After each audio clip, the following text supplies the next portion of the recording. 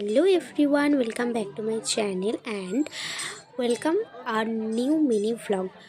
একটা ছোট্ট মিনি ভ্লগই তোমাদের সাথে শেয়ার করব আজকে বিয়েবাড়ির সিজনে।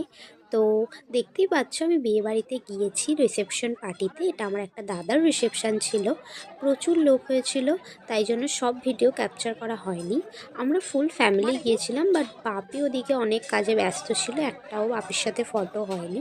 এই সবাই মিলে একটু দাঁড়িয়েছিলাম। তারপরে এই যে আমাদের ব্রাইড, ছোট্ট ব্রাইড, আমার সাথে স্কুলে পড়তো, আমার চেনা, তো আমার থেকে বড় কিন্তু খুবই ছোট দিদি, একটু সিনিয়র আমার থেকে।